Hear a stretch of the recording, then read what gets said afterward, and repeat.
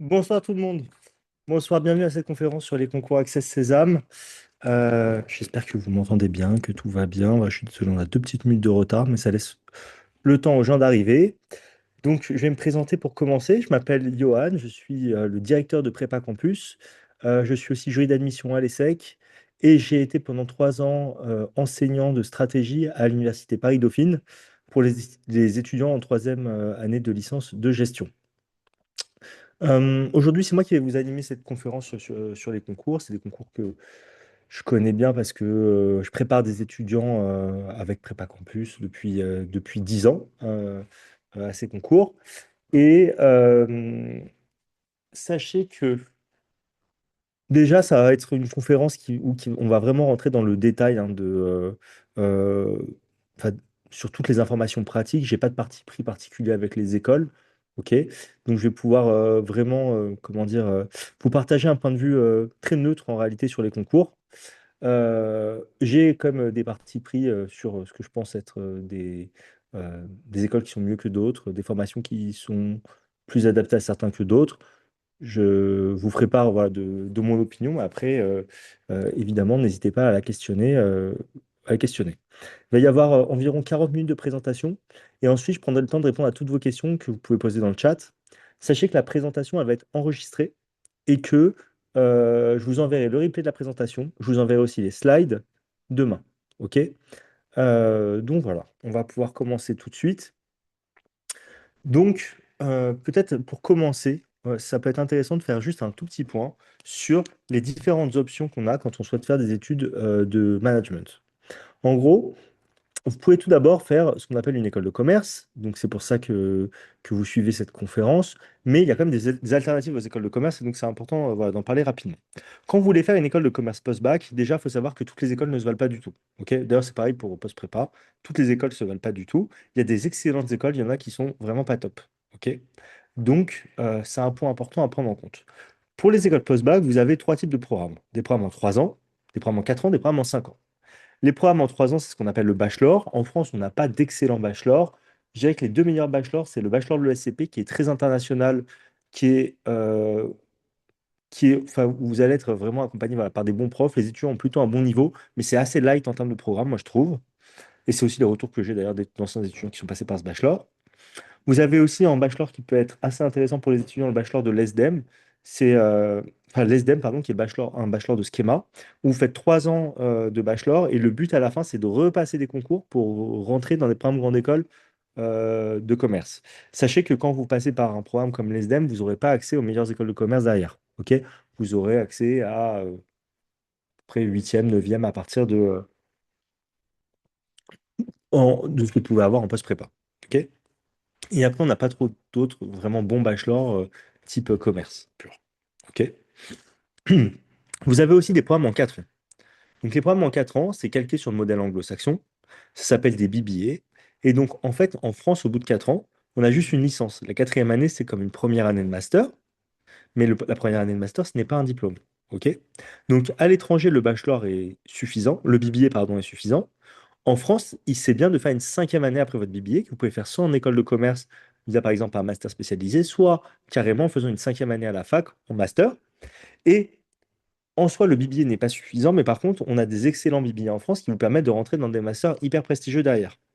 Les meilleurs BBA de France sont tous dans le concours Sésame, à l'exception d'un BBA qui est très intéressant, qui est le BBA de l'EDEC, qui est d'un très bon niveau et qui est hors concours.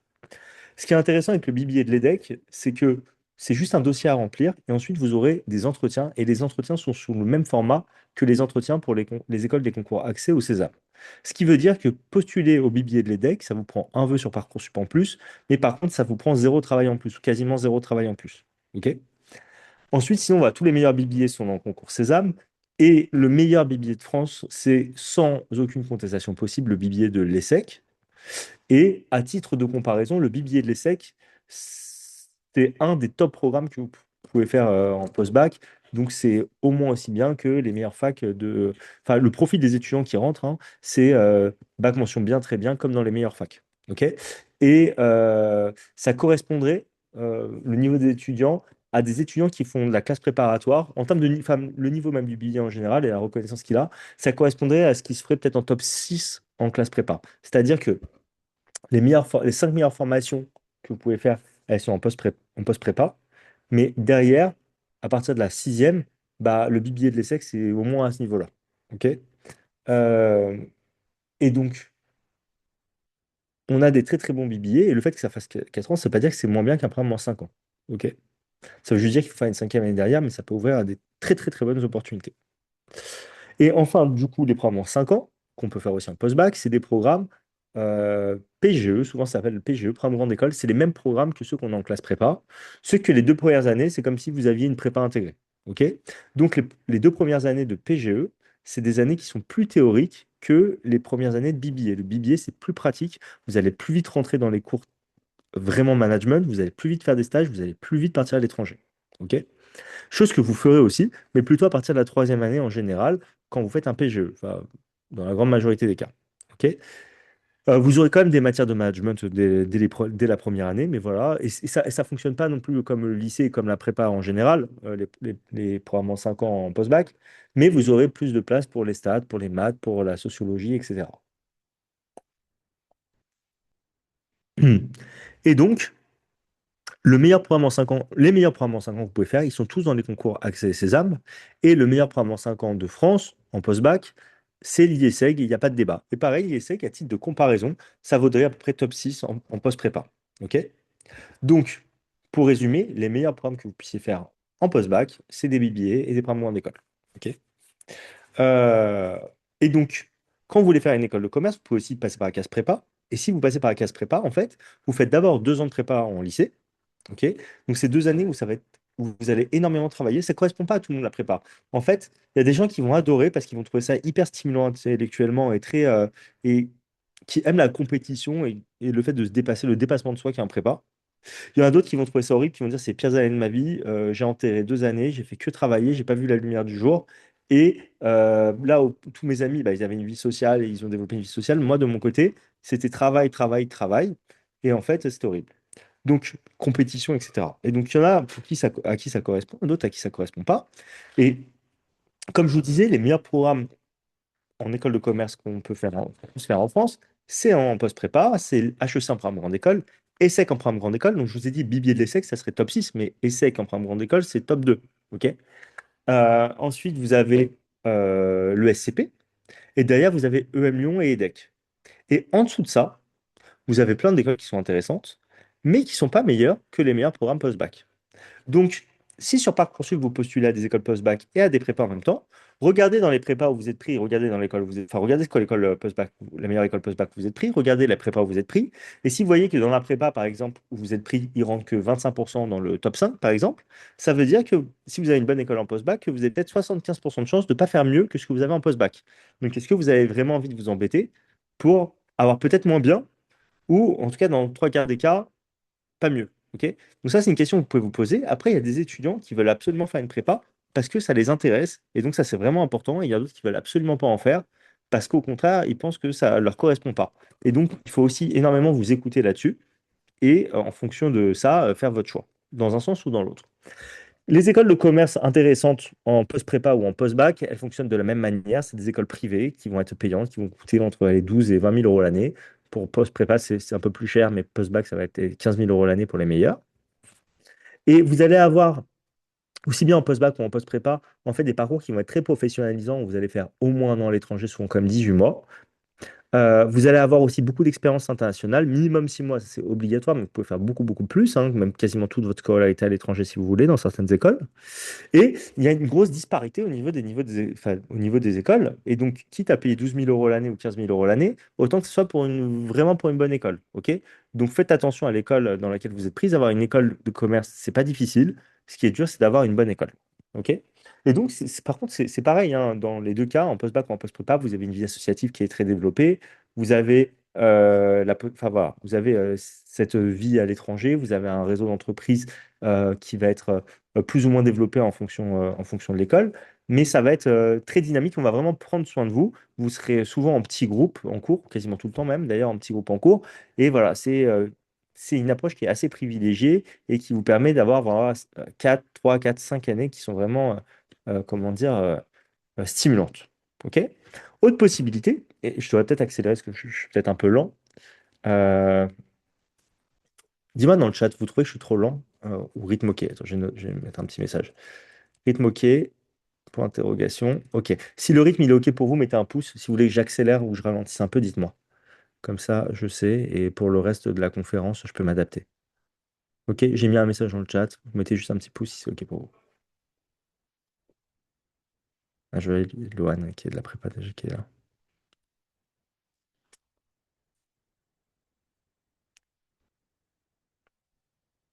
Bon, ça a l'air d'aller. OK. Donc, du coup, autre possibilité, quand vous voulez faire des écoles post-bac, quand vous voulez pas faire des études de gestion, pardon, c'est l'université. L'université, c'est 3 ans de licence et après, vous faites 2 ans de master derrière. OK? Entre la licence et le master, il y a une sélection, hein, il faut que votre dossier passe. C'est pas du tout automatique. C'est pas parce que vous avez réussi la licence dans une fac que vous pourrez faire le master de la même fac, les masters de la même fac. Ça marche pas comme ça. Plus vous démarrez une fac qui est forte, plus ça sera facile pour vous d'avoir un bon master derrière. OK? Euh, donc la fac, c'est le public, par contre, donc ça a l'avantage d'être quasiment gratuit. On va prendre moins soin de vous, par contre, ça c'est clair. Vous aurez plus de cours en amphi. Donc ça demande plus d'autonomie hein, que l'école de commerce, clairement. Vous avez moins de périodes de stage, mais vous pouvez faire une 6e année, une année de césure pour développer voilà, votre, votre expérience pro. C'est beaucoup moins international, donc à l'exception peut-être de Dauphine, qui ressemble vraiment à une école de commerce hein, sur certains aspects, notamment la partie internationale. Sinon, selon votre fac, en fait, il y a très peu de gens ou une partie des étudiants qui vont pouvoir partir à l'étranger. OK? Donc si vous êtes à la Sorbonne ou à ça, ça va. Si vous êtes dans d'autres facs, c'est plus compliqué. Si vous êtes à Dauphine, c'est obligatoire. Voilà, pour vous donner un exemple. Euh, Et donc, il y a des très bonnes facs, on peut faire des très bons parcours universitaires. Et après, un bon parcours universitaire, on peut aussi rejoindre des écoles de commerce. Sinon, vous avez les BUT hein, qui sont dans les IUT en 3 ans. Après un BUT, vous pouvez soit arrêter, soit faire un master, soit essayer de rentrer dans des programmes grande école, mais vous n'aurez pas non plus des top écoles. Il ne faut pas rêver après un BUT. Et les BTS, c'est plus pour des programmes courts qui vont correspondre à des étudiants qui veulent faire des études plus courtes. Après un BTS, en fait, on peut continuer. Euh, mais si vous avez le projet de continuer après votre BTS, bah, dans ce cas-là, privilégiez une autre voie parce que le chemin sera plus difficile, plus sinueux en partant d'un BTS. Rien n'est impossible, c'est juste c'est plus compliqué. Donc voilà, vous n'êtes pas bloqué après votre BTS, mais si c'est pas votre projet de base, enfin si vous vous dites pourquoi pas aller plus loin, autant aller sur quelque chose de un peu plus long. Ok. Ok, je vais avancer maintenant du coup sur les concours pour parler voilà, des écoles de commerce en général. Vous avez du coup dans le concours Access que 3 écoles, l'IESEG, l'ESCA et l'ESDES. Mais c'est un concours qui est très intéressant parce qu'il y a l'IESEG et l'ESCA. L'IESEG, comme je vous ai dit, c'est le meilleur programme grande école qu'on puisse avoir en post-bac. Et il a un avantage qui est un gros avantage, c'est qu'il a beaucoup de places, 1200 places. À titre de comparaison, vous voyez, dans les écoles du concours Sésame, il y a 14 écoles. En général, en moyenne, il y a entre 350 et 400 places par école. Ce qui fait que l'IESEG, ça correspond à 3 écoles en termes de nombre de places. Et l'ESCA, c'est pareil, il y a 1100 places. Ça correspond à 3 écoles pour le concours Sésame. Donc, si on comparait les places du concours Access versus les places du concours Sésame, il y a à peu près, je dirais, la moitié de places à Access par rapport à Sésame. Il doit y avoir quelque chose comme 2500 places à Access et 5000 places à Sésame. OK? Donc, c'est pas un beaucoup plus gros concours, le concours Sésame, sachant que dans le concours Sésame, enfin, dans le concours Access, pardon, il y a 2300 places pour l'ISEG et l'ESCA.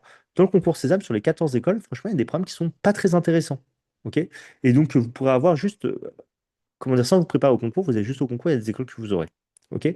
Donc, quand on se prépare au concours Sésame, c'est pour avoir une top école, parce que quitte à payer 12 ou 15 000 euros l'année, autant que ce soit pour la meilleure école possible.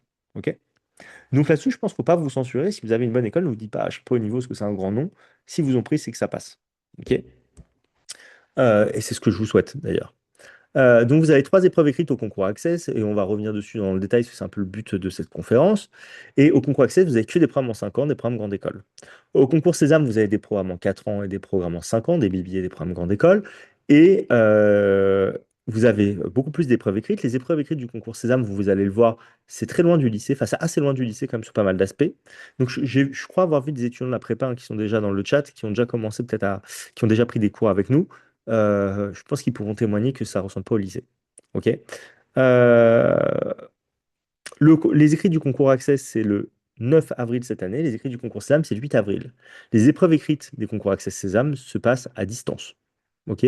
Ça se passe sur votre ordinateur. Il y a des logiciels de surveillance. Enfin, bref, on pourra rentrer dans le détail si vous voulez plus tard. Mais ça se fait de chez vous. Voilà. Et il y a des humains aussi qui vous surveillent, mais à distance. Du coup, entre Access et Sésame, euh, comment se situent les écoles? Au concours, enfin déjà, il y a deux classements différents. Le classement des programmes grande école et le classement des BBA, il n'est jamais mélangé. OK? Donc, quand vous voyez, le premier classement, c'est le classement du Figaro, le deuxième, c'est le classement de l'étudiant, c'était le classement de l'année dernière. Je crois que c'est le dernier classement d'ailleurs. OK? Il faut faire attention d'un classement sur l'autre, parce que des classements, il y en a plein. Vous pouvez avoir des choses qui peuvent, enfin comment dire, des positions qui peuvent varier. OK? En tout cas, dans le classement des programmes grande école, en un, c'est toujours l'ISEG. Ok, c'est vrai numéro un. En 2 et en 3, vous avez l'ESCA et l'EM Normandie qui sont d'un niveau similaire. L'ESCA, ils ont une stratégie, c'était d'ouvrir des campus un peu partout en France, donc à Bordeaux, à Aix, à Lyon, etc., pour attirer les talents locaux. Là où l'EM Normandie, ils ont eu la stratégie d'ouvrir des campus à l'étranger, ils le font toujours d'ailleurs, à Boston, à Dublin, à, euh, à Oxford, enfin bref. Ok. Ils ont ouvert plusieurs campus à l'étranger et ils continuent de le faire. Le but pour l'UM Normandie, c'est d'attirer les profs des meilleures universités du monde. Donc à Oxford, vous aurez les profs d'Oxford, à Boston, les profs des grandes universités de Boston. Et ils se positionnent aussi dans des pôles où il y a beaucoup d'entreprises. Comme ça améliore le réseau d'entreprises de l'école. Par exemple, à Dublin, il y a toutes les entreprises de la tech, par exemple. Ils sont à Dubaï, il y a plein de finances. Voilà. Euh, En 4 derrière, on a, je trouve, après un certain écart, le MLV. Le MLV, c'est une école qui est assez appréciée par les sportifs de haut niveau parce qu'ils ont un parcours talent avec des horaires aménagés pour les sportifs de haut niveau ou les artistes. C'est pas la seule école à proposer ça. Pour les BBA en 4 ans, vous avez l'ESSEC en 1, il n'y a aucun débat. En 2 et en 3, pour moi, c'est l'EDEC et le Lyon dans l'ordre que vous voulez. Vous voyez, dans ce classement, on a le Lyon en 4, Schema en 3. Pour moi, c'est EDEC et Lyon dans l'ordre que vous voulez. Vous pouvez même mettre le Lyon devant l'EDEC si vous voulez. Et en 4 et 5, c'est Schema et Neoma. Euh, L'année dernière, le classement était différent. C'était EM Lyon en 2 et EDEC en 3. Il y a 6-7 ans, l'EDEC était classé 7e. Il y a 3-4 ans, ils étaient classés premier ex aequo avec les SEC. Dans les faits, l'EDEC n'a jamais été septième, n'a jamais été à la place de septième, l'EDEC n'a jamais été à la place de premier non plus. Ils sont à leur place entre la 2 et la troisième place. Pour moi, Schema, c'est survendu à la troisième place. En fait, c'est ça qui est un peu dur, c'est que le niveau des écoles, il bouge pas tant d'une année sur l'autre, alors que euh, la, la position au classement, elle peut vraiment beaucoup varier. Ok.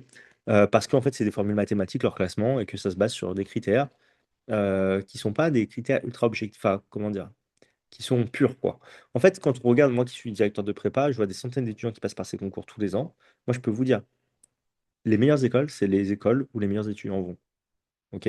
Et ensuite, j'ai des feedbacks sur les écoles, et en effet, il y a des retours sur les programmes qui vous font dire que oui, tel programme est mieux qu'un autre. OK?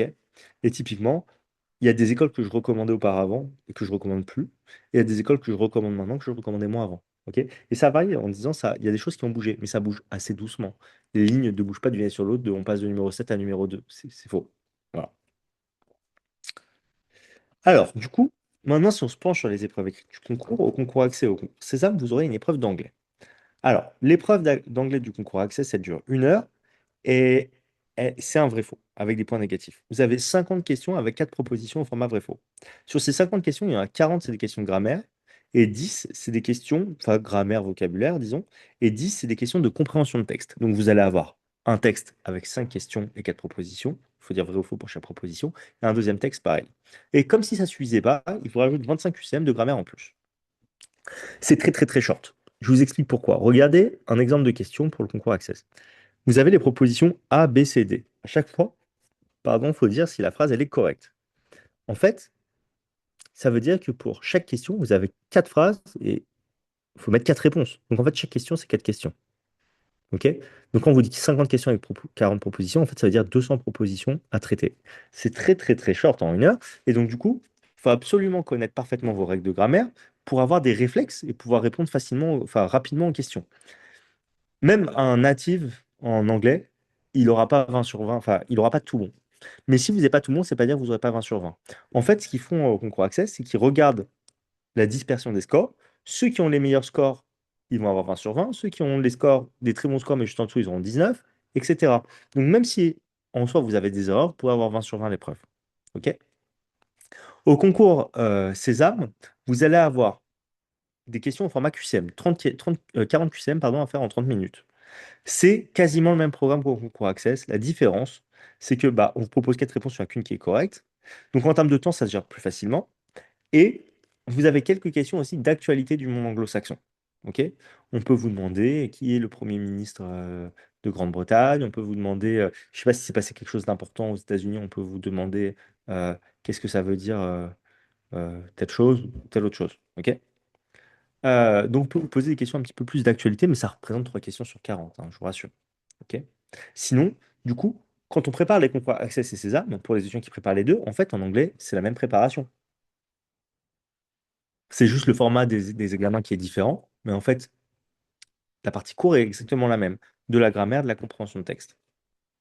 Donc, nous, pour préparer les étudiants à cette partie-là, ce qu'on fait, c'est qu'on fait un stage intensif pour les vacances, soit de décembre, soit de février.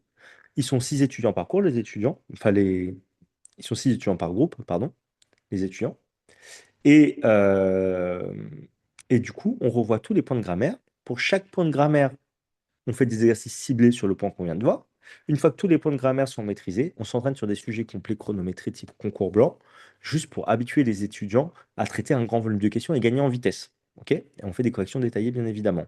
À la fin du stage, comme vous n'êtes pas nombreux par cours, le prof me fait un retour direct sur chaque étudiant pour me dire voici les points forts, voici les points faibles, voici les remarques générales derrière sur l'étudiant, et voici tous ces axes de progression, et donc ce qu'il devrait faire pour continuer de progresser après le stage.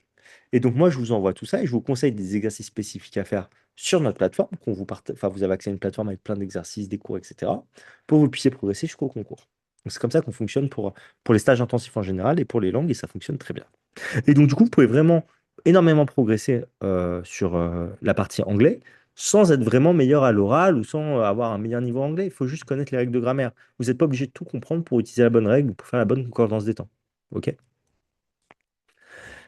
Ensuite, vous avez les épreuves de synthèse et d'analyse documentaire. Donc, au concours Accès, l'épreuve de synthèse de documents, c'est une épreuve qui est différente de l'épreuve de Sésame.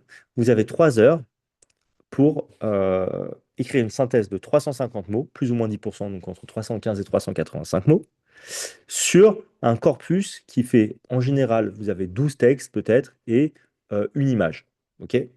Donc, en fait, vous voyez là le document 7 là, qui est à l'écran. C'est un exemple type de document que vous avez au concours Access. Pas de titre, mais vous avez à la fin une petite référence quand même, qui peut vous donner un petit peu une petite idée, pardon, du sujet du texte quand même. Et donc, quand vous arrivez sur votre sujet, 3 heures, c'est assez long pour l'épreuve. Moi, je trouve que c'est ce qu'il faut. Vous pouvez déjà, comme vous ne savez pas de quoi parlent les textes, vous pouvez déjà regarder les petites références en bas de chaque texte pour avoir une idée globale de, voilà le sujet général. Ça, c'est très confortable d'un point de vue intellectuel de savoir de quoi on parle. Et donc, la méthodologie, je dirais pour la synthèse de documents, ça serait de regarder voilà, quel est le sujet. Imaginons que le sujet global, ça va être sur l'intelligence artificielle. Ensuite, vous lisez les documents et pour chacun des documents, vous faites une fiche assez courte. Le but, c'est que ça tienne sur 2 pages devant vous, 2 pages de brouillon. Vous avez les fiches de tous les documents. Comme ça, en fait, en jetant juste un coup d'œil sur vos brouillons, vous pouvez savoir exactement, vous pouvez essayer d'identifier, pardon, quels sont les angles pris par chacun des documents. Ensuite, en fonction de ça, vous allez pouvoir identifier quels sont les grands axes en fait, qui sont développés dans le corpus documentaire. Imaginons qu'il y en a un, je dis des trucs complètement au hasard, hein, l'intelligence artificielle, comment l'intelligence artificielle va faire évoluer le monde du travail, comment l'intelligence artificielle va faire évoluer notre manière de réfléchir ou le fonctionnement de notre cerveau, et comment ça fait évoluer les sociétés. Je dis complètement au hasard. Ok. Ça fait 3 axes. Vous avez vos fiches devant vous, vous pouvez savoir quel texte correspond à quel axe. Et ensuite, à partir de là, une fois que vous avez vraiment un bon mapping de comment sont répartis les textes, etc., est-ce que vous avez rien oublié, là ensuite, vous pouvez faire un plan détaillé. Et dans votre plan détaillé, pour chaque idée, il faut qu'il y ait en gros une phrase qui détaille votre idée, une phrase d'exemple qui est tirée des documents. C'est tout. Vous n'avez pas le droit d'utiliser des connaissances personnelles. Et donc, du coup, en fait, il faut être très, très efficace parce que 350 mots, c'est extrêmement court. Et tous les ans, on a des étudiants qui ont 20 à cette épreuve, hein. Donc, c'est vraiment possible de briller. Les fautes d'orthographe sont prises en compte, mais si vous êtes, par exemple, 10 orthographique, vous n'aurez pas pour autant une très mauvaise note parce que vous allez perdre quelques points pour l'orthographe. Vous ne pouvez pas avoir 20, ok, mais vous pouvez quand même faire une très bonne synthèse, même en faisant quelques fautes. Enfin, même en faisant des fautes en général. Ok. Pour Sésame, l'analyse documentaire, ça n'a rien à voir avec la synthèse. Mais par contre, je l'ai mis dans la même slide parce que les documents ressemblent aux documents d'Access, sauf qu'ils ont un titre. OK. Et à la fin aussi enfin, les documents, ils sont organisés aussi par partie, pardon, dans le concours Sésame. Donc, vous allez avoir une première partie, ça change le monde, l'IA change le monde du travail, et après, vous aurez plein de documents, deuxième partie, etc. Et à la fin, vous aurez la bibliographie totale, et c'est très utile pour se repérer dans les questions. Au concours Sésame, vous n'avez pas besoin de rédiger une synthèse. Vous allez devoir répondre à des questions au format QCM pour l'épreuve d'analyse documentaire. Contrairement au concours Access, vous allez avoir que 2 heures au lieu de 3 heures. Et au lieu d'avoir une douzaine de documents, ou 12-13 documents, là j'ai mis 15 à 25 documents, c'est- comment dire, on ne peut pas se référer à ça. Ça va plutôt être 25 documents écrits, un peu comme le document 7, et une dizaine de documents un peu iconographiques, des photos, des images, des graphes, ce que vous voulez. Ok. Donc ça, c'est un très très gros volume de données, ça fait une trentaine de pages faciles. Ok. Et donc, vous allez avoir des questions, type question de repérage, question d'analyse, question de synthèse. Question de repérage, c'est des questions où vous allez trouver la réponse directement dans les textes. Donc, c'est le plus facile, mais c'est ce qui vaut le moins de points. Exemple, je sais pas moi, euh, en quelle année a été créé ChatGPT? J'en sais rien. A été créé OpenAI. Et en fait, dans un des textes, il écrit OpenAI a été créé en 2022. OK? Noir sur blanc. OK? Il vous a mis comme proposition 2020, 2021, 2022, 2023. Enfin, vous avez compris. OK? Donc ça vaut pas beaucoup de points, mais c'est pas le plus dur. Et vous pouvez pas utiliser le raccourci clavier, évidemment, pour trouver les infos. Deuxième type de question,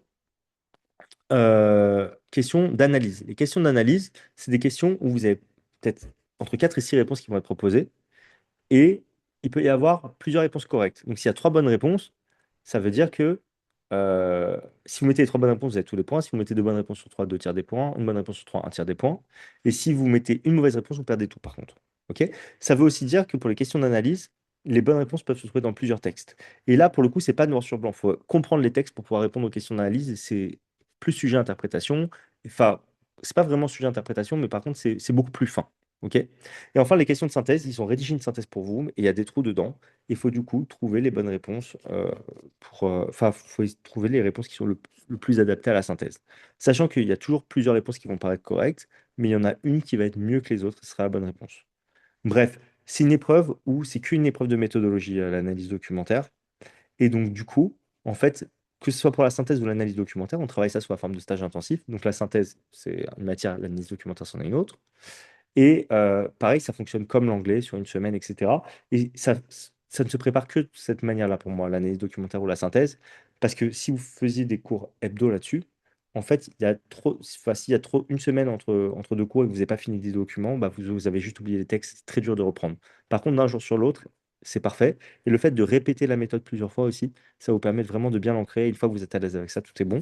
Et si vous avez encore besoin de vous entraîner, de toute façon, dans les feedbacks sur la plateforme, vous pouvez vous entraîner. Vous pourrez même envoyer vos synthèses à votre prof que vous avez eu en stage et vous pouvez travailler dessus. Alors, épreuve suivante. Je vais essayer de ne pas être trop long parce que j'ai l'impression d'être un peu lent. Euh, je vais vous redemander. Est-ce que j'accélère pour l'interrogation? Peut-être que je suis un peu lent sur les épreuves là. Je vous redemande dans le chat. J'ai pas envie de vous endormir non plus.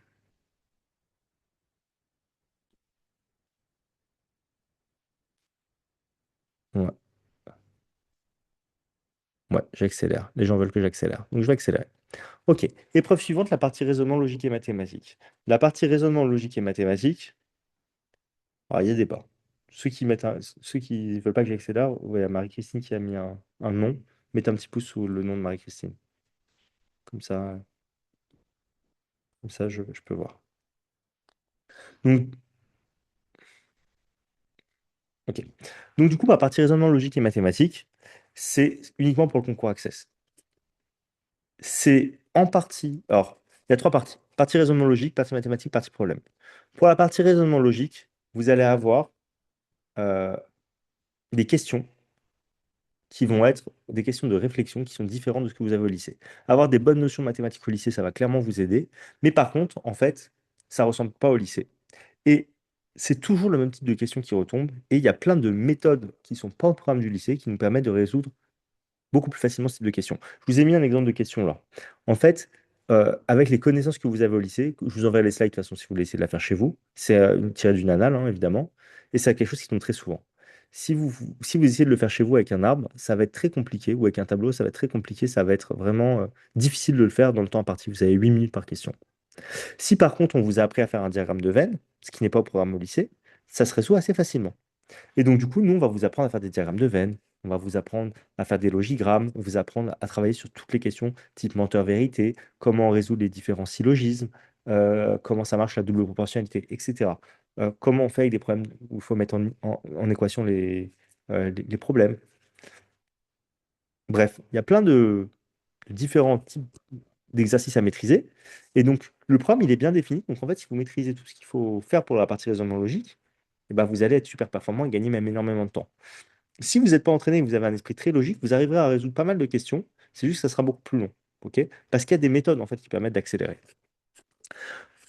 Pour la partie mathématique, pour le coup, ça ressemble énormément au programme de lycée. C'est le programme de maths complémentaires sans les suites et sans les limites. C'est plus technique d'un point de vue calculatoire qu'au lycée, mais par contre, il n'y a pas de rédaction. Ok? Pour la partie problème, pareil, vous allez utiliser vos connaissances de terminale, sauf que ce qu'ils vont faire, c'est hyper intéressant, je trouve que c'est une bonne chose, c'est qu'on va aussi vous présenter des outils mathématiques, financiers ou économiques que vous n'êtes pas censé maîtriser.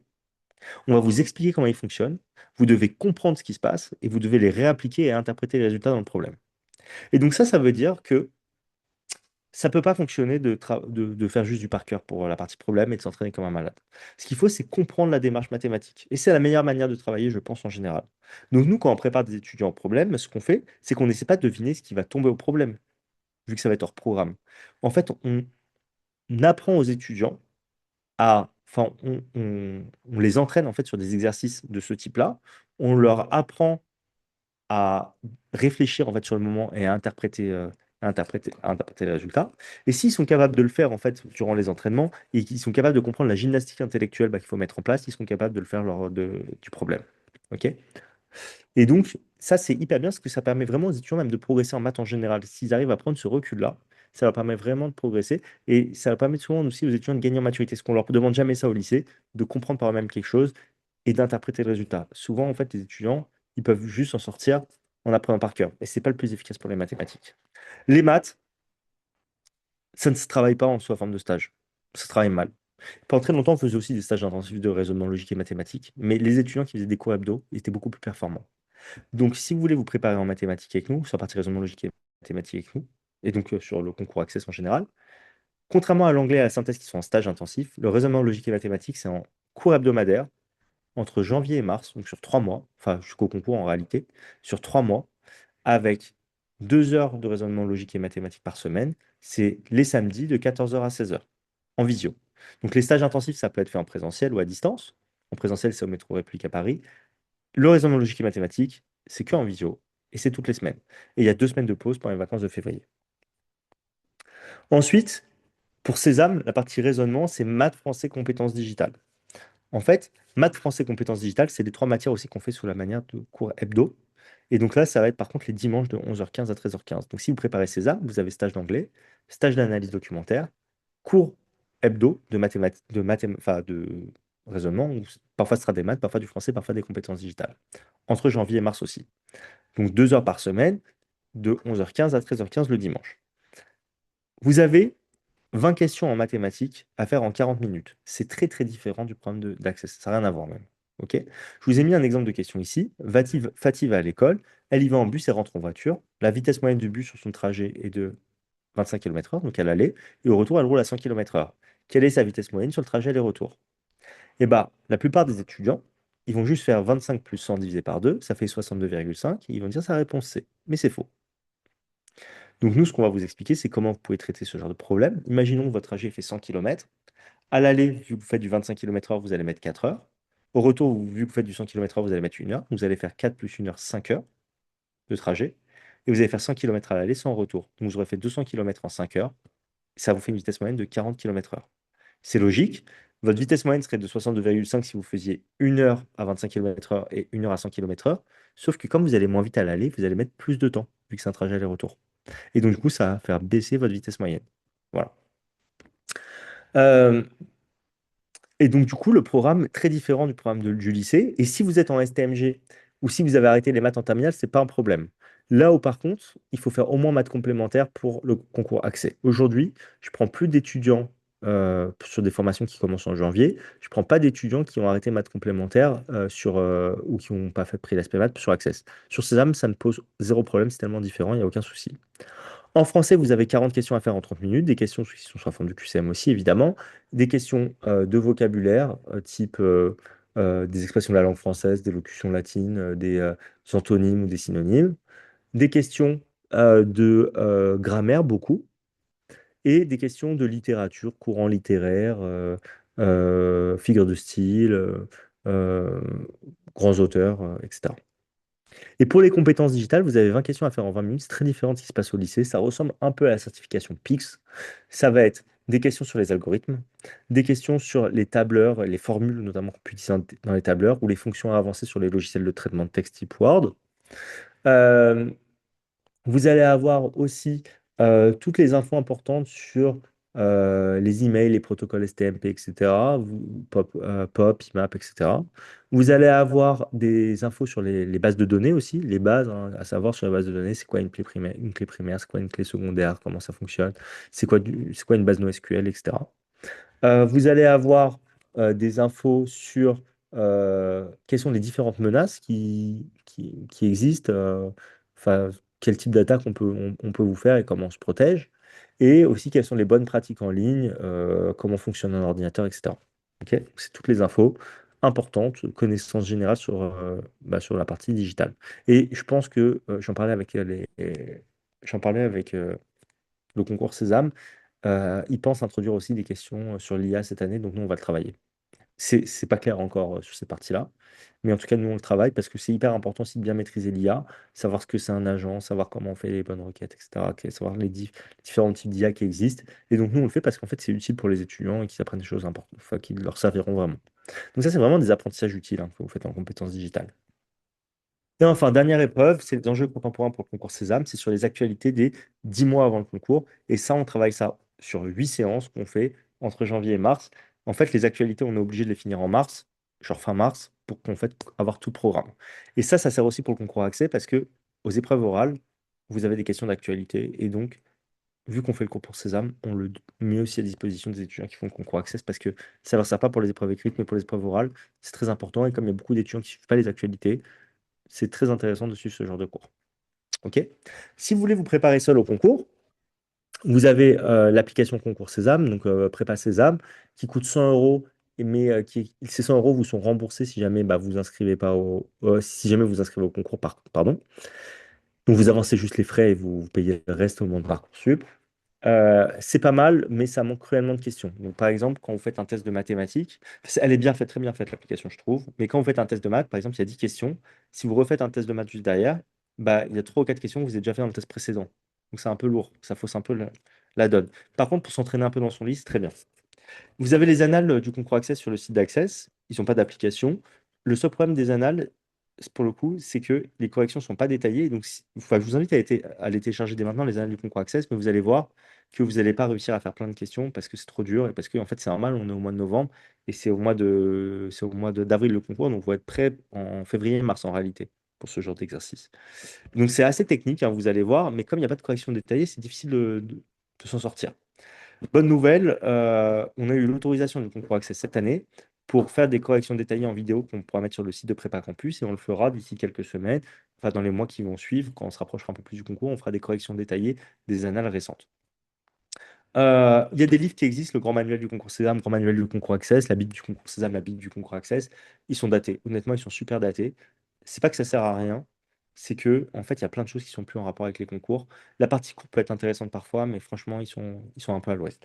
Ils ont beau faire des éditions, nouvelles éditions tous les ans, c'est les mêmes questions depuis 15 ans. OK? Et franchement, elles sont pas hyper adaptées. Donc voilà.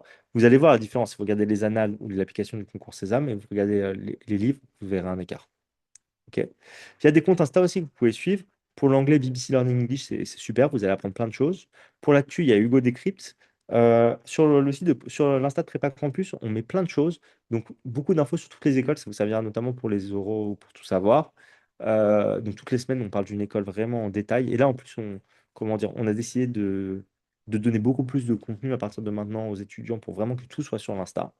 Il y aura toutes les semaines aussi des questions d'anglais, enfin tous les jours des questions d'anglais sur lesquelles vous pourrez en story, sur lesquelles vous pourrez vous entraîner. Il y a des astuces de maths, enfin il y a plein de choses. Sinon, sur YouTube, il y a Ed Academy, c'est une chaîne un peu concurrente, mais bon, qui est très très bien faite, honnêtement, où vous pouvez apprendre des choses qui peuvent être vraiment utiles en mathématiques. C'est pas ciblé sur les concours en soi, mais moi je trouve que vous pouvez apprendre plein de techniques qui peuvent vous être utiles. Et pour les étudiants de la prépa, du coup, vous avez accès à une plateforme pour la prépa avec le replay des cours hebdomadaires et des cours d'enjeux contemporains, avec des vidéos de cours enregistrés pour chaque chapitre, en fait, à connaître dans les différentes matières, avec des exercices spécifiques pour chaque chapitre. Donc, par exemple, vous voulez vous entraîner en géométrie, vous avez une petite vidéo de cours de géométrie et vous avez 3 fiches d'exercices de géométrie avec plein d'exercices, avec des corrections PDF et vidéos pour chacun des exercices. Donc ça, c'est hyper poussé. Il y a des fiches de révision aussi de cours, en fait, et il y a des sujets complets pour vous entraîner en mode concours. Et donc là, avec des corrections détaillées, évidemment, vidéo, etc. Donc en fait, si vous êtes étudiant de la prépa, vous avez besoin de rien. Moi, je pense que c'est juste bien ensuite de s'entraîner sur quelques annales parce que ça coûte rien et que c'est toujours intéressant. Tous nos exercices datent il y a 2 ans maximum. On les renouvelle tout le temps. Et donc, du coup, le programme n'a pas changé depuis 2 ans, à part en compétences digitales où il est en train d'évoluer un petit peu. Et en fait, on fait évoluer nos exos. Donc, et en enjeu contemporain, évidemment, tous les ans, ça change. Voilà, mais tout est à jour. Du coup, si vous souhaitez vous préparer avec nous, on a une offre Sésame, une offre Access, une offre Access plus Sésame. L'offre Access plus Sésame, j'ai oublié de le mettre, c'est à 2 490 euros. Euh, si vous faites juste Sésame, vous faites les 2 heures de cours hebdo par semaine, les dimanches de 11h15 à 13h15. Vous avez le stage intensif d'anglais et d'analyse documentaire, où vous êtes 6 par cours. Ça sera en décembre ou en février, vous choisissez. Et ça fera du coup 2 heures d'anglais par jour sur une semaine, et pareil pour l'analyse documentaire, donc ça, c'est en demi-journée. Et vous avez les enjeux contemporains. Pour Access, c'est synthèse à la place d'anglais. Et les cours hebdo, c'est raisonnement logique et mathématique. Et si vous faites Access plus Sésame, vous avez les cours le samedi de 14 à 16, les cours le dimanche de 11h15 à 13h15. Et en stage, anglais, synthèse, analyse documentaire. Soit vous faites tout sur la même semaine, ça fait 6 heures de cours par jour. Soit vous pouvez le faire étaler sur plusieurs semaines. C'est c'est possible de le faire sur 2 semaines, par exemple, et vous êtes en petit comité, il n'y a pas de souci. C'est admissible ou remboursé, la prépa. Et donc, du coup, là, c'est que la préparation aux écrits. Si vous souhaitez faire une préparation aux oraux en plus, vous pourrez. La préparation aux oraux, elle est réservée aux étudiants de notre prépa. On en parle à nos étudiants à partir de mars. On a 100% de réussite aux oraux tous les ans. Donc, on se concentre sur les écrits jusqu'au moment des écrits. Et après, on fait la préparation aux oraux. Donc, c'est une préparation qui est soit en 3 séances pour un étudiant qui a les à l'oral, 5 séances pour un étudiant qui a des difficultés. C'est des séances qui durent entre 1h30 et 2 heures. C'est individuel. C'est la seule bonne manière de se préparer aux oraux, c'est de le faire de manière individuelle. C'est avec des profs qui sont jurys d'admission en prépa ou en école. On a tous la même méthodologie pour travailler sur les oraux et c'est 120 euros la séance. Donc, il faut prévoir un budget en plus de 360 euros si on fait 3 séances, de 600 euros si on en fait 5. Et si vous n'êtes vraiment pas bon à l'oral, ce qui peut arriver, et que vous n'êtes pas prêt, on ne vous envoie pas au front alors que vous n'êtes pas prêt. Les séances supplémentaires au-delà de la 5e séance, c'est en direct avec moi et je ne vous fais pas payer. Et d'ailleurs, les étudiants qui ont des difficultés en maths, qui ont des lacunes, etc., on les suit de près, hein. Chez Prépa Campus, celui c'est hyper important. Et c'est moi qui leur donne des cours individuels en dehors des cours et je vous fais rien payer du tout pour m'assurer que que vous soyez prêts et que vous rattrapez votre retard. OK? Donc ça, là-dessus, vous allez être suivi, on ne vous lâche pas parce que voilà, vous faites juste vos cours et c'est terminé. C'est pas comme ça que ça marche. C'est pour ça qu'après les stages, on fait aussi un débriefing complet.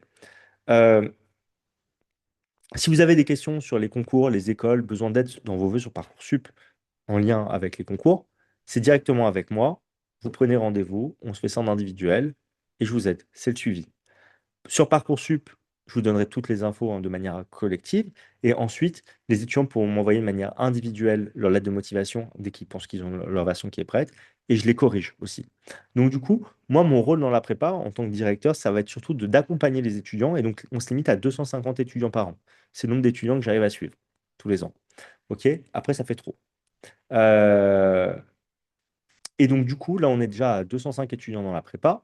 Et donc, je prends encore une vingtaine d'étudiants sur une petite vingtaine, en réalité, ça va être un peu moins. Je prends une quinzaine d'étudiants encore sur Sésame et une petite vingtaine d'étudiants sur Access. Et après, ce sera terminé.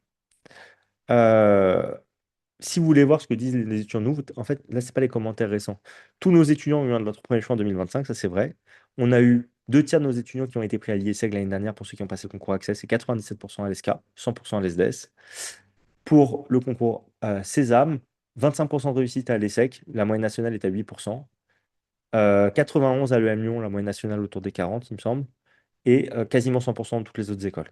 Ok, donc ça fonctionne extrêmement bien. De toute façon, si vous n'êtes pas prêt, on vous aide. Enfin, si vous êtes difficulté, on vous aide en dehors des cours. Euh, Vous tapez juste Prépa Campus sur Google, vous voyez les derniers avis, c'est ce qui parle le mieux. Ok, ils sont centrés, vous allez voir que des 5 sur 5. Je crois qu'il y a un 4 sur 5, c'est une personne qui a tout eu et qui nous remercie pour tout. Donc je pense que c'est un peu un misclick, mais bref, sinon je crois que c'est plus de 140 avis que des 5 sur 5. Et du coup, si vous êtes intéressé par vous préparer avec Prépa Campus, c'est impossible de s'inscrire sans prendre rendez-vous avec moi. Parce que c'est moi qui vais vous suivre, j'ai besoin de vous connaître et j'ai besoin de m'assurer aussi que vos ambitions sont en adéquation avec ce que vous pouvez réellement avoir. Et j'ai besoin de m'assurer aussi que vous avez bien compris c'est quoi la charge de travail qui vous attend. Parce qu'on a des résultats, mais c'est parce qu'on vous fait travailler aussi. Il n'y a pas de magie, hein, on n'est pas des magiciens. Et donc, du coup, bah, c'est important pour moi de parler soit avec un parent, soit avec l'étudiant, soit avec les deux. OK? Si vous êtes en première et que vous êtes intéressé pour vous inscrire auprès de nos préparations, vous avez comment dire, des offres avantageuses aux étudiants et qui s'inscrivent en premier. Et donc, du coup, vous pouvez vous mettre sur la liste d'attente et vous recevrez juste un SMS en juin pour vous dire la liste d'attente est ouverte. J'en profite aussi pour vous dire que euh, pour un peu savoir à quelles écoles vous pouvez prétendre, on a créé un simulateur qui fonctionne assez bien. Et quand je vous enverrai demain le replay, bah, vous aurez le lien aussi pour prendre rendez-vous avec moi et vous aurez le lien pour la liste d'attente aussi. Et vous aurez le lien pour le simulateur. Vous pouvez tester le simulateur pour voir un peu à quoi vous pouvez prétendre en fonction de votre dossier. Donc ça, c'est hyper intéressant et ça vous permet aussi de savoir un peu ce que vous devez travailler. Euh, et ça vous permet aussi de vous aider dans votre liste de vœux sur Parcoursup surtout. Euh, et ça fonctionne bien, le simulateur. C'est pas une vérité absolue, mais ça fonctionne vraiment bien, ça conseille bien. Enfin, les règles, elles sont bien faites. Voilà, si vous avez des questions, maintenant je prends le temps de répondre un peu à toutes vos questions. Quels sont les concours pour intégrer une école de commerce après une licence 3, cycle pluridisciplinaire d'études, parcours sciences et société? En fait, Sophie, ce que tu dois faire, c'est des admissions sur titre. Et en fait, alors, sur le site de Prépa Campus, si tu vas dans la partie Prépa Campus, si tu vas dans la partie ressources en haut à droite, il y aura une partie AST1, AST2. Et là, tu vas avoir pour toutes les écoles, enfin pour la plupart des écoles, on a fait quand même une bonne partie des écoles, c'est quoi les conditions d'admission, comment ça fonctionne, etc. Et ça va vraiment t'aider à faire ton choix derrière. C'est autre chose pour les AST. Il faut préparer pour ça aussi le Taj-Maj. Et pour le Taj-Maj, on a une préparation qui est via un logiciel. Enfin, on a créé en fait une plateforme pour préparer où il y a tous nos cours, il y a tout ce qu'il faut. Et c'est moins cher qu'un livre et c'est aussi efficace qu'une prépa. Donc ça fonctionne extrêmement bien. Et donc, enfin, tu pourras m'appeler si tu veux, je pourrais bien t'expliquer. Y a-t-il des écoles en alternance dès la première année pour les concours Accès Sésame? Les alternances, c'est jamais pour les premières années. En fait, en général, tu peux faire que 2 ans en alternance. Et souvent, ça va être les 2 dernières années. Donc, si tu fais un BBA, ça va être les années 2 et 3. Si tu fais un programme grande école, c'est les années 4 et 5. Alors, vous avez parlé d'écoles de plus ou moins bonne qualité. Pouvez-vous préciser lesquelles? En fait, Sarah, quand on prépare le concours Accès, c'est pour entrer à l'IESEG ou l'ESCA. Quand on prépare le concours Sésame, c'est pour rentrer selon votre profil et selon ce que vous voulez, c'est pour rentrer à l'ESSEC, à l'EM Lyon, à l'EM Normandie, à Schema, à Neoma et dans certains cas à l'EMLV. OK?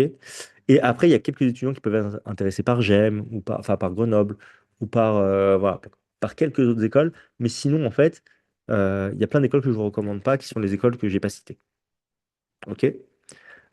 Sauf exception, si vous êtes dans la région, si vous avez une bonne raison de vouloir faire une école en particulier. Sinon, les autres, je ne vous les recommande pas spécialement.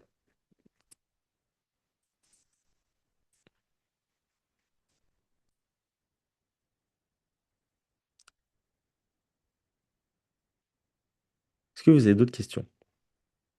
Vous pensez que c'est quoi le mieux entre faire le BBA de l'ESSEC ou un PGE de l'IESSEC? C'est quoi le plus reconnu? En fait, c'est une bonne question. Sachez que pour 10 étudiants de la prépa qui ont les deux, il y en a 6 qui vont aller à l'ESSEC, 4 qui vont aller à l'IESSEC. Donc ça veut dire qu'il y a quand même débat. C'est pas 9-1, quoi. Euh, Moi, je trouve que enfin, factuellement, c'est plus dur de rentrer à l'ESSEC qu'à l'IESSEC. C'est plus sélectif, il y a moins de place. Et donc les profils sont plutôt d'un meilleur niveau. En termes d'encadrement, enfin, en fait, les deux écoles sont hyper sérieuses. Après, le BBA de l'ESSEC, ça veut aussi dire que vous faites derrière une cinquième année, mais vous allez avoir accès à des très bons masters. Donc si vous faites un bon BBA, vous pourrez avoir quelque chose à la fin qui est même plus fort que l'IESEG, qui est plus fort que l'IESEG. Si vous faites un mauvais parcours, par contre, ce sera moins bien. Mais donc du coup, il ne tient qu'à vous de travailler pour saisir toutes les opportunités. En termes de réseau d'école, l'ESSEC, c'est quand même, je trouve, un cran au-dessus de l'IESEG. Donc, moi, si j'avais le choix pour moi, j'ai plutôt à l'ESSEC. Mais par contre, quelqu'un qui me dit je préfère faire l'IESSEC, mais ça se défend à 100%. OK?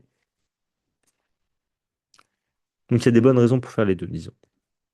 Mais voilà, j'essaie de vous répondre de manière la plus transparente possible.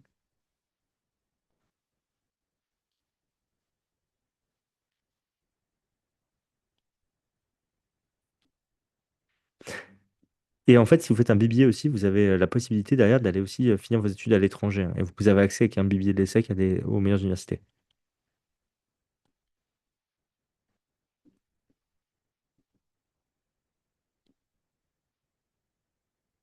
Si vous avez d'autres questions, on peut prendre le temps, il n'y a aucun souci, hein. Je suis en train de m'affaler là, parce que j'oublie que je suis filmé. C'est la fin de la journée, je suis désolé. Je retourne dans une meilleure posture. De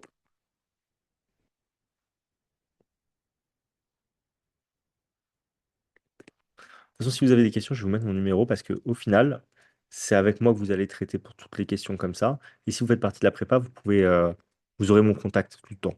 Et sachez une chose aussi. Donc, le plus simple, c'est de prendre rendez-vous avec moi parce que sinon, en fait, je risque d'être en ligne si vous m'appelez sur ce numéro-là directement. Mais vous pouvez envoyer un SMS pour poser vos questions. Et sinon, vous pouvez essayer d'appeler. Et au pire, je vous rappelle, hein, il n'y a aucun souci. Euh, qu'est-ce que je voulais vous dire de plus? Vous n'avez pas les moyens de vous payer la prépa, mais vous avez quand même des questions. N'hésitez pas à prendre un rendez-vous et à poser vos questions. Sachez prendre le temps de bien vous répondre et que bah, tout le monde n'a pas les moyens de payer 1 500 € de page, j'en suis bien conscient, ou 2 490 quand c'est Access Plus Sésame. Mais par contre, vous avez quand même besoin d'avoir les infos et c'est pas toujours évident de les avoir. Moi, j'ai les infos, donc sachez que je prends le temps de vous répondre, de vous informer, il n'y a aucun souci et dessus, il n'y a pas de problème. Est-ce que le BBD de l'ESSEC est bien accessible via le concours Sésame Postbac? Bien évidemment, oui, oui, tout à fait. Olivier et Paris, sachez que ce qui a été lu à Paris, vous aurez le même diplôme à la fin, ça sera exactement la même chose. Donc ça se vaut totalement. Dans les faits, c'est un tout petit peu plus dur d'aller à l'IESEC Paris parce que c'est un tout petit peu plus demandé, mais en fait, ça change rien. Personne se posera la question à la fin de euh, qu'est-ce que vous faites? Paul Saquet, donc ça, je reconnais sa prépa. Sur quoi se basent les classements des écoles?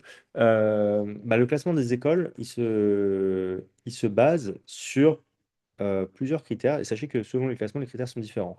Donc, en fait, en général, les critères, ça va être combien d'étudiants étrangers sont accueillis dans la fac, combien de papiers de recherche ont été publiés par les profs l'année dernière, combien d'étudiants font des doctorats derrière, quel est le salaire moyen à la sortie, quel est le taux d'insertion professionnelle.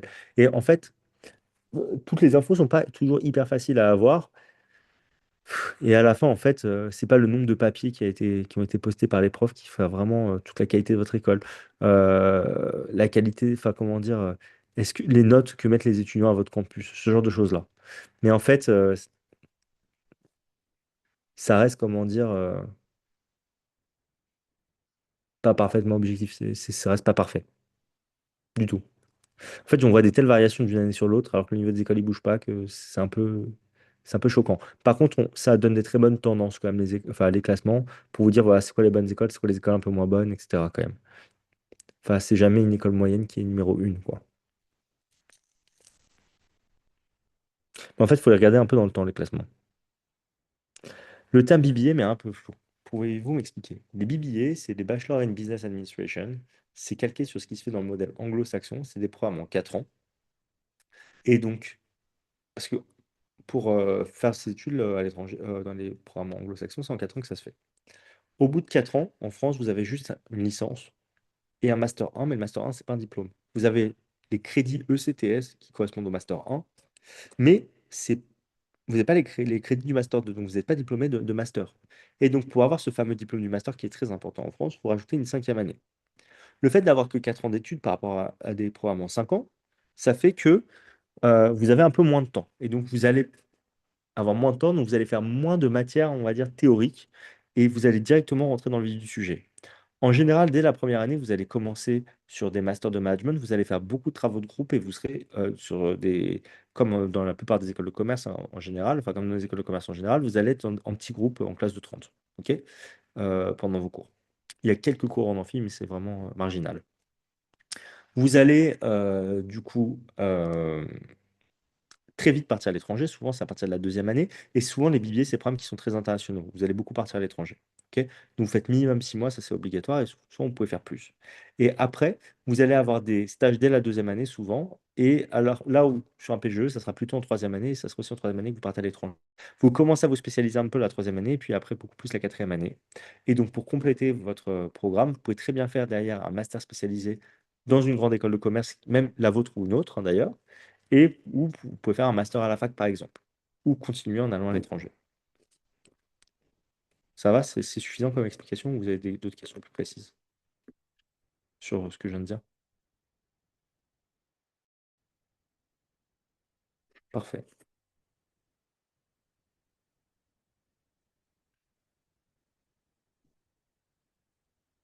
J'attends de voir s'il y a d'autres questions. En tout cas, voilà, sachez que on a encore voilà, une quinzaine de places pour Sésame, une vingtaine pour Access. Si vous souhaitez vous inscrire, il faudra passer par un rendez-vous téléphonique. On ne sélectionne pas les étudiants sur leur dossier, sur leurs notes. Par contre, on les sélectionne un petit peu comme sur leur projet, sur leur motivation.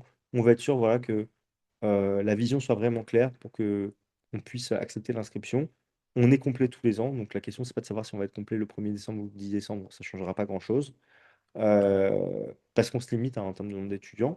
Par contre, par contre, excusez-moi, euh, qu'est-ce que je voulais dire? Je disais, pardon, je me suis perdu dans le fil de ce que je suis en train de raconter. Donc, on est complet tous les ans. Oui, voilà, exactement. Si c'est pas mieux, si vous n'êtes pas prêt, on vous le dira au téléphone et on vous laissera le temps de réfléchir et après, on pourra se rappeler plus tard. Bah merci pour vos remerciements. Où peut-on se renseigner sur les BTS, même si je sais que ce n'est pas le sujet de ce jour, mais c'est en parallèle. Franchement, je pense qu'un bon moyen pour se renseigner sur les BTS, ça serait de faire des salons. Ok. Nous, on était présent au Salon du Figaro, au Salon de l'étudiant en septembre-octobre, en début octobre en fait. On n'en fait plus parce qu'en fait, on n'a plus de place pour prendre des étudiants, donc ça sert à rien de refaire des salons. Mais par contre, il y avait beaucoup de BTS qui étaient présents et c'était assez intéressant de ce point de vue-là pour vous.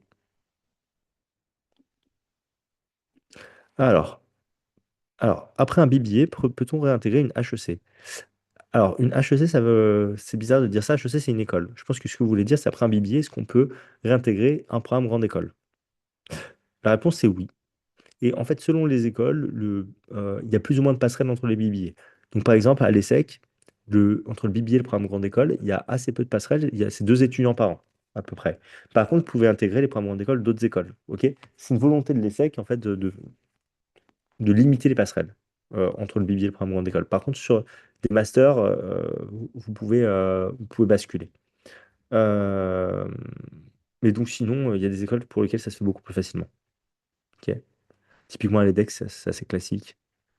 Euh, Chaque école a sa politique par rapport à ça. Mais oui, on peut.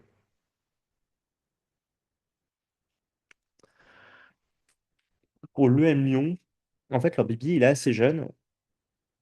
Il a 6 ans peut-être. Je n'ai pas énormément de recul d'anciens étudiants qui ont essayé de le faire. Donc, je pense que la voie, elle est. Enfin, je sais que la voie, elle est possible. Je ne saurais pas vous dire à quel point c'est ouvert. Donc, je préfère pas dire de bêtises. Vous pouvez leur demander. En fait, le Bibi de l'EM Lyon, il doit avoir 6 ans, exactement. Ça va faire 6 ans. Et il a fait que. Il était très bien classé. Après, il a fait que monter. Ils ont fait un nouveau campus, etc. Enfin, vraiment, c'est vraiment bien ce qu'ils ont fait pour le BBA. Il est vraiment bien, quoi. Franchement. Je vois les étudiants qui y vont, c'est des étudiants intéressants. Et je vois qu'ils sont contents, surtout, les étudiants, mes anciens étudiants que j'ai, parce que je garde contact avec plein d'étudiants. Et je vois qu'ils aiment ce qu'ils ont, leurs années à l'EM Lyon, en BBA. Donc, je le recommande.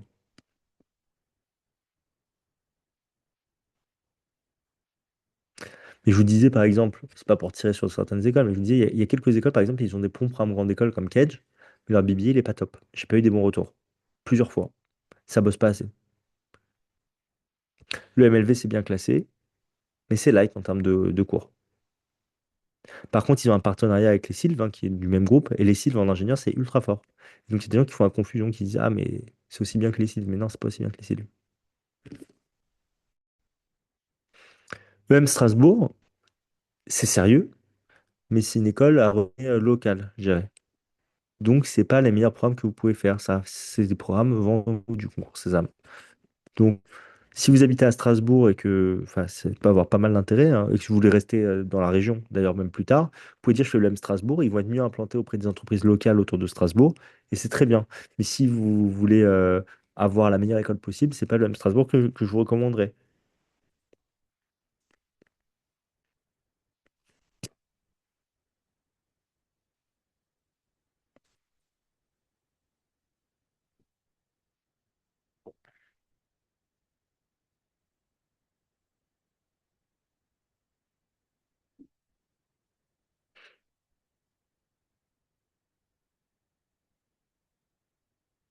Est-ce qu'il y a d'autres questions?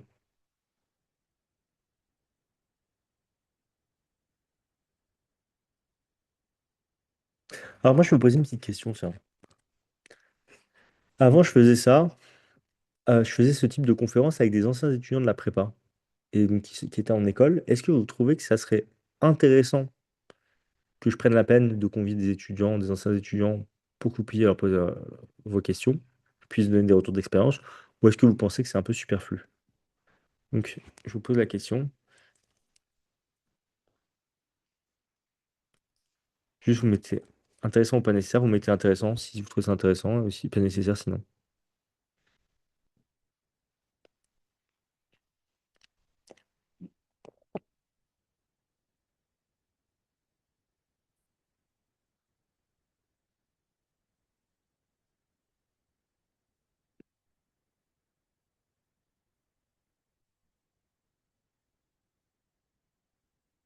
Et ça serait pas, enfin, moi je trouve le format 1 heure, il est bien le soir.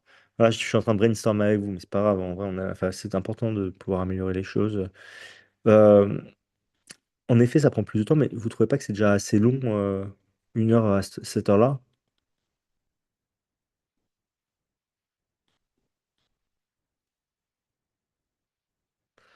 Ouais.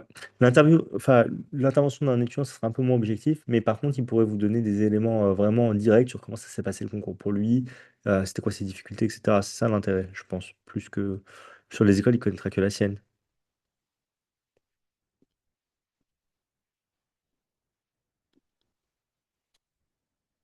Ok, vous savez quoi? En fait, ça peut être une bonne idée, parce que des conférences, on en a fait beaucoup. Et des conférences, ça fait beaucoup. Je pourrais très bien renvoyer un mail à tout le monde, leur dire voilà, on fait une table ronde avec des étudiants de 4 ou 5 écoles différentes. Ça sera l'occasion de poser toutes vos questions sur les écoles. Est-ce que ça vous intéresse? Enfin, et ceux qui veulent s'inscrire, ils peuvent s'inscrire. Je vais y réfléchir. Une dernière question, l'EM Normandie, retour. J'ai eu des très bons retours de l'EM Normandie. C'est une école que je conseillais pas il y a 10 ans. Et au final, elle a fait que monter. Et aujourd'hui, les étudiants, enfin, ils disent qu'on s'occupe très bien de là-bas, que on travaille bien, que les campus à l'étranger, ils sont vraiment bien. Et c'est assez difficile, hein, les cours à l'étranger, mais que enfin, c'est d'un bon niveau et que les étudiants sur les campus étrangers sont d'un très bon niveau d'ailleurs. Donc, j'ai eu des bons retours avec Christine. Bon, je vous remercie pour votre temps. Et peut-être que je vais faire ça, peut-être que je vais suivre vos conseils. Je vais y réfléchir. Si j'arrive à peut-être organiser une session comme ça avec des anciens étudiants. Je vais voir ça avec eux. Faut que je réfléchisse au format en fait pour que ça soit fluide parce qu'en ligne, c'est pas si évident que ça. Et ben, je vous remercie et, euh, et je vous souhaite une bonne soirée. Au revoir.